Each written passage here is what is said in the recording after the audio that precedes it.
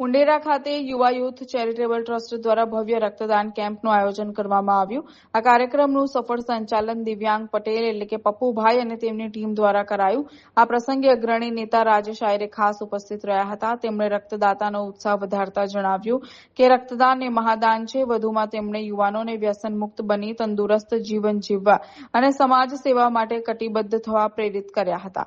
આ કેમ્પમાં ઉંડેરા અને આસપાસના વિસ્તારના મોટી સંખ્યામાં યુવાનો ઉમટી પડ્યા હતા અને ઉત્સાહપૂર્વક રક્તદાન કરીને સામાજિક જવાબદારી નિભાવી હતી. વડોદરા શહેર સંસ્કારી નગરી, ધર્મની નગરી, સાથે સાથે ઉદાર નગરી તરીકે આજ જુએ કે યુવાનો માટે એક યુવા ચેરિટેબલ અમારું જે ટ્રસ્ટ છે, એમાં ખાસ કરીને ઉંડેરાના અમારા બધા જ યુવાનો, મારું વહાલું ઓળો ઉંડેરા કરીને એક એવું સારામાં સારું આ યુવા દર વખતે તમે જુઓ કે સામાજિક હશે કે ધાર્મિક હશે. પપ્પુભાઈ એમનું નામ આમ તો દિવ્યાંગભાઈ પટેલ છે, પણ અમે બધા જ એમને પપ્પુભાઈ તરીકે ઓળખે છે. આજે જુઓ કે કોઈ એક તમને હમણાં કોઈ જગ્યાએ ડોનેશન કરવું તો 2-5 બોટલોમાં થઈ જાય. આજે 100 જેટલી બોટલો બ્લડ ડોનેશન કરવાના છે. કોઈ પણ જાતના અપેક્ષિત વગર સમર્પિત રહી દરેક વ્યક્તિએ દરેક અલગ અલગ પ્રકારના સામાજિક કરતું આ સંસ્થા છે અને આ બધા જ યુવાનો એના એકત્રિત થાય છે. આજુબાજુના દરેક યુવાનો ફક્ત એક મેસેજ ને કોલ દ્વારા આ રીતના કાર્યો, સેવાકીય કાર્ય કરતા હોય છે.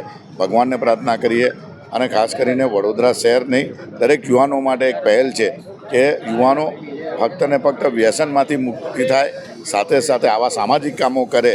અને તમે જુઓ છો કે આ જે એક પહેલ છે એ યુવા ચેરિટેબલે પોતે બતાડી દીધી છે. ઉંડેરાના સર્વે યુવાનોને હું આજના દિવસે ખૂબ ખૂબ શુભેચ્છા પાઠવું છું. દરેક યુવાનો આગળ વધીને, કારણ કે લોહી એક એવું છે કે રક્તદાન એક ખૂબ મોટું દાન છે અને આકસ્મિક સંજોગોમાં એમની પાસે ડિરેક્ટરી હોય, એની પાસે બ્લડ ગ્રુપના બધાના જ નંબરો હોય. જ્યારે પણ જેને જરૂર પડે, અને આજના દિવસે લાયન્સ બ્લડ કંપનો પણ આભાર માનીએ છીએ કે એ લોકો 1 વર્ષ સુધી જ્યારે પણ જઈએ ત્યારે આ બ્લડ આપી શકે. તો આપનામાંથી પણ કોઈને બ્લડ કરવું હોય તો બી આપી શકે ને બ્લડની કોઈ જરૂર હશે તો પણ પપ્પુભાઈનો આપ સંપર્ક કરી લો. તો પપ્પુભાઈની સમગ્ર ટીમને, જેમને અમને દિવ્યાંગભાઈ પટેલ કહે છે, એમની સમગ્ર ટીમને હું ખૂબ ખૂબ શુભેચ્છા પાઠવું છું અને આવા સારા કાર્યો કરવા બદલ એમને અભિનંદન પાઠવું છું. મારું નામ દિવ્યાંગ પટેલ છે. અમે યુવા યુથ ચેરિટેબલ ટ્રસ્ટ તરફથી આ વર્ષે રક્તદાન શિબિર યોજ્યો હતો અને અમારો સારો એવો પ્રતિસાદ યંગ જનરેશન તરફથી સારો એવો મળ્યો છે. જેટલું અમારું ટાર્ગેટ હતું એ પણ પૂરું કરી દીધું છે. અને મેઇન ઉપદેશ અમારો યુવા યુથ ચેરિટેબલ ટ્રસ્ટનો એવો છે કે યુવાઓને એકઠા કરવા છે અને યુવાને એકઠા કરીને આવી બધી સામાજિક પ્રવૃત્તિઓ જે આપણા દેશને, સમાજને ઉપયોગી આવે એટલા માટે અમે બધા યુવાને ભેગા કરી રહ્યા છીએ. બીજી વસ્તુ એ છે કે આજની જે પેઢી છે એને અમે બ્લડ ડોનેટ કેમ્પનું મહત્ત્વ સમજાવવા માગીએ છીએ કે બ્લડ ડોનેટ કરવાથી કોઈ જાતની કોઈને પ્રોબ્લેમ થતી નથી.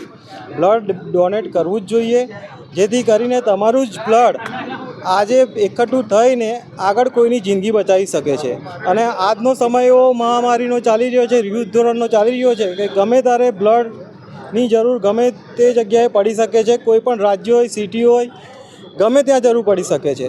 અને અમે તમારા મીડિયાના માધ્યમથી એક વસ્તુ કહેવા માગીએ છીએ કે ગમે ત્યારે કોઈને પણ બ્લડની જરૂર પડે કોઈ સંસ્થાને કટોકટીના સમયે, આ મહામારીના સમયે, તો અમે યુવા યુથ ચેરિટેબલ ટ્રસ્ટના જેટલા બી મેમ્બર્સ છે, અમારું યંગ યુથ છે, એ હંમેશા તૈયાર રહેશે.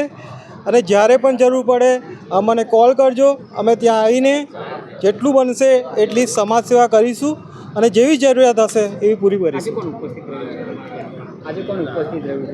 આજે ઉપસ્થિતમાં તો રાજેશભાઈ છે, જે હંમેશા અમારી સાથે જ હોય છે. અમારી બધી જેટલા પણ કાર્ય કરતા હોય એમાં રાજેશભાઈની ઉપસ્થિતિ તો હોય જ છે. એ તો અમારા મેમ્બર જેવા જ છે. એટલે એ ગમે ત્યારે એમને કહેવાની બી જરૂર ના પડે.